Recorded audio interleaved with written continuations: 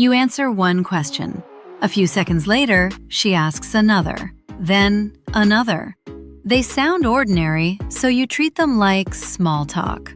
That explanation is too simple.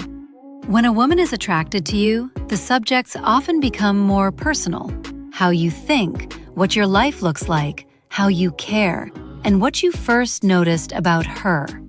Here are 8 questions women ask men they are secretly attracted to, and what she is really checking with each one. 1. Do you always stay this calm? You are waiting in line at a coffee shop. The cashier gets an order wrong. Someone behind you starts complaining. You do not join in.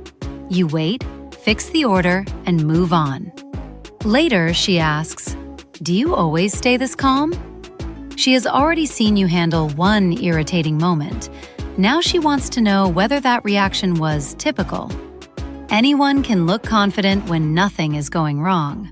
How a man handles inconvenience tells her far more about what being around him would actually feel like. Does he become sharp with people?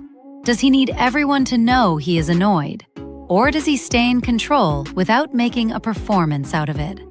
She noticed that you remained steady. Now she is checking whether steady is your normal setting. 2. Have you always been like this? You are telling her about an old job, a bad decision, or something ridiculous you did when you were younger. She listens to the story, then asks, "Have you always been like this?" At that point, the old job is no longer the main subject. She wants to know how the man in front of her was built. Were you always patient? Did experience make you more confident? Was your humor always this dry, or did it develop after life knocked you around a little? Basic conversation collects events. Personal curiosity connects those events to your character. That is why she keeps asking about the version of you that existed before the two of you met. She is filling in the parts of your history she was not there to see. 3. Why is it so easy to talk to you? The two of you have been talking longer than expected. The restaurant is quieter now. Her phone has stayed face down. Neither of you has made a serious attempt to leave. Then she asks, "Why is it so easy to talk to you?" She has noticed that she is behaving differently around you. She is sharing more. She is editing herself less. A pause can happen without either of you rushing to fill it. She has just admitted that talking to you feels different. The question also lets her see whether you noticed it. If you answer as though the conversation was completely ordinary, she learns something. If you encourage that it feels unusually easy, she learns something else. She is pointing directly at the connection without having to call it attraction. 4. What could you talk about for hours? You mention a project, an old film, a place you want to visit, or something you know far too much about. For the first time in the conversation, your energy changes. She notices and asks, "What could you talk about for hours?" She wants to see what happens when you stop giving the polite version of an answer. What subject makes you more animated? What do you care about when nobody is asking you to be practical? What could hold your attention even if there were no money or status attached to it? Attraction makes ordinary facts less satisfying. Your job and hometown are no longer enough. She wants to know what brings out the most engaged version of you. And if she keeps asking follow-up questions after you find that subject, she is interested in more than the answer. She likes watching you come alive while giving it. The first 4 questions help her understand your temperament, history, comfort, and interests. The final 4 move closer to compatibility, what sharing ordinary life with you might actually involve. 5. What's your perfect weekend? The conversation drifts from work into free time. She asks, "So, what's your perfect weekend?" Your answer gives her a practical picture of your life when nobody is setting the schedule for you. Do you want a crowded bar, a long drive, a quiet morning, a day outdoors, or dinner at home with nowhere else to be? She listens for the details because they show what spending real time with you would involve. The strongest clue often comes in the follow-up. If you mention a bookstore and she immediately names one she likes, or you describe cooking at home and she tells you what she would make, she has started placing herself in the plan. She asked about your weekend. Then she began checking where she might fit inside it. 6. What would your ideal life actually look like?